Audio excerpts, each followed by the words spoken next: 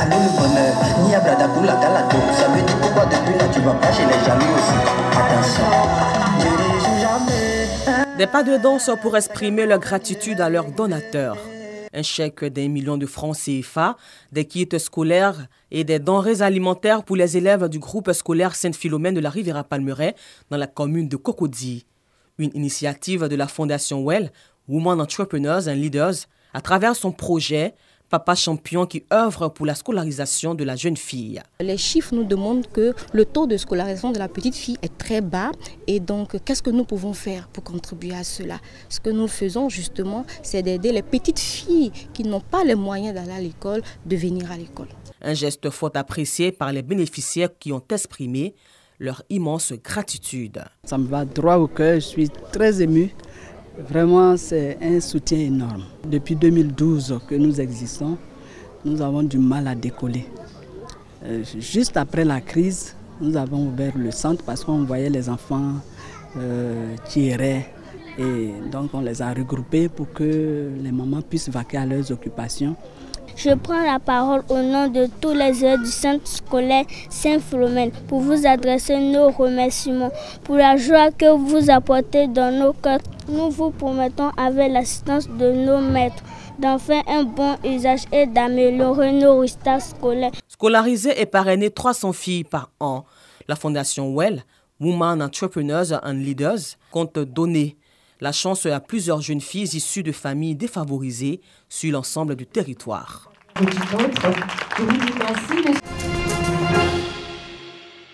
Au nom du Père, du Fils et du Saint-Esprit, nous vous installons dans la charge de président de l'Église protestante méthodiste de Côte d'Ivoire. C'est une nouvelle ère à l'église protestante méthodiste de Côte d'Ivoire. Au temple Ebenezer d'Abia Koumassi, le révérend pasteur Bruno Boboche Nguessan reçoit une Bible, un anneau et la canne qui représente la houlette du berger. Ces attributs font de lui le 19e président de cette église. Le chrétien qui a la foi mais qui n'a pas les œuvres est un chrétien mort. Donc l'église associe les deux, la foi et les œuvres. Donc ma priorité est de faire en sorte que les moyens financiers n'écrasent pas les fidèles. Nous allons prier pour notre pays. Nous voulons que le Seigneur impacte par la présence du Saint-Esprit ce pays. Bruno Boboche Nguessan succède ainsi au révérend docteur Richemont Boto, une cérémonie festive où les fidèles ont formulé des vœux à l'endroit du nouveau président. Notre souhait, c'est de voir cette église se retrouver leur unité, et je souhaiterais que le nouveau président travaille dans ce sens. Nous l'y aiderons afin que l'Église retrouve son dynamisme et que nous mettons en action ce que nous attendons dans nos églises, c'est-à-dire le pardon mutuel et l'amour. Merci à Dieu pour le nouveau président qui nous a donné. Que Dieu dans sa bonté le comble de bonheur et le grade encore devant et le donne longue vie, la santé surtout. Fondée en 1914, l'église protestante méthodiste de Côte d'Ivoire revendique plus d'1 million de membres.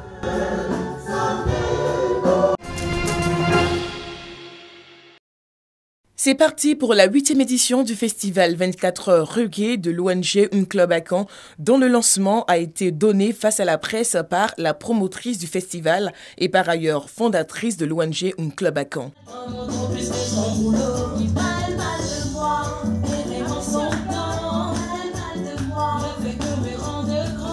Cette 8e édition se tiendra les 11 et 12 décembre dans la ville balnéaire de Jacquesville, précisément à la place d'Irabou. Rencontres, festivités, jeux et œuvres de charité seront les pièces maîtresses de ces journées. Les gens n'aiment plus trop le reggae comme avant. Or, les plus grands chercheurs travaillaient avec la musique du reggae. Mais aujourd'hui, ce n'est pas ça. Comment inviter ces enfants à venir et aimer cette musique? C'est pour ça que je demande aux chanteurs de reggae. C'est vrai, on fait le reggae. Mais mettez un peu leur raga, leur nouveau modèle dedans, et puis ressortez-les, ramenez-les à comprendre que les paroles que vous êtes en train de dire, que vous êtes en train de chanter, est vraiment important. Et c'est cela qu'on a décidé de faire le concours de karaoké et le concours des sound systems. On leur a demandé eux-mêmes d'écrire les paroles On va mettre un rythme en bas. On va voir les professionnels qui vont mettre le rythme et on va voir de quoi ils sont capables. Une douzaine d'artistes reggae attendus, dont Ahmed Faras, Kajim, Jimmy Kamsom et bien d'autres. Cette rencontre vise plusieurs objectifs, entre autres la création d'une plateforme annuelle de rencontres et d'échanges de valeurs musicales et artistiques, ramener les jeunes à l'amour du reggae, soutenir les enfants Rasta démunis et enfin créer un centre d'accueil et de formation. Le 24 reggae, ça fait quand même la 8e édition et nous avons été les premiers acteurs depuis sa naissance. Et il y a un objectif qu'on veut atteindre parce que ça ne parle pas seulement de l'aspect festif, et ça parle aussi d'éducation, de santé. Donc pour nous, le message qu'on véhicule doit refléter aux actes qu'on pose. Donc il était important pour nous de toujours soutenir. L'idée du centre, pour moi, c'est l'une des meilleures idées parce qu'il est important que ces enfants-là, ceux qui n'ont pas la possibilité d'être dans certaines conditions, aient au moins un espace où ils vont pouvoir mieux être encadrés et puis leur même peut-être leur apprendre quelques petits métiers et puis au moins leur permettre de pouvoir vivre dans un environnement un peu sain. Annem Adolphe, adjoint au maire et inspecteur de l'enseignement secondaire de Jacquesville, se dit heureux d'accueillir ce festival.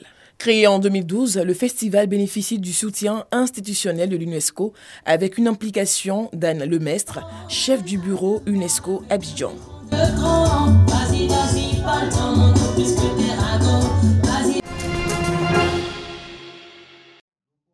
Fondé le 27 avril 1947, l'Africa Sport d'Abidjan est l'un des baromètres du football ivoirien. Le club vert et rouge a dominé longtemps le championnat élite avec 17 titres et se classe deuxième derrière la SEC Mimosa. En proie à des conflits internes à n'en point finir ces dernières années, l'Africa n'a plus retrouvé son lustre d'antan. Conséquence, le club évoluera cette saison en Ligue 2. Une grande première dans l'histoire des Aiglons, 2 fois vainqueur de la Coupe CAF en 1992, 1999 et vainqueur de la Coupe CAF en 1993. Dans l'optique de trouver une solution durable à la crise, le CONOFIF a donc nommé un comité de normalisation Africa. Les objectifs de ce comité étant de proposer des statuts et règlements intérieurs acceptables par tous et d'organiser l'élection du président. Et depuis ce dimanche 28 novembre 2021, le nouvel homme fort à la tête de l'Africa Sport d'Abidjan est connu. Kouyo Théa Narcisse, 29 voix, 82,85%, est déclaré vainqueur de l'élection du président de l'Africa Sport d'Abidjan, M. Kouyo Théa Narcisse. L'heure n'est pas au discours aujourd'hui. J'en appelle à tous et à toutes de nous tendre la main, parce que nous avons parlé de réunir tous autour de ce club. Il faut se tendre la main.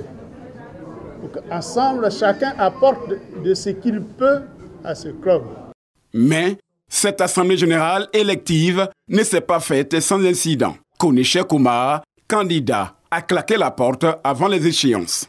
Raison évoquée, les amendements apportés au statut et règlement intérieur du 14 novembre 2021 n'ont pas été pris en compte. Maintenant que l'Africa Sport a un nouveau président, l'une des priorités sera de rassembler la grande famille vert et rouge disloquée.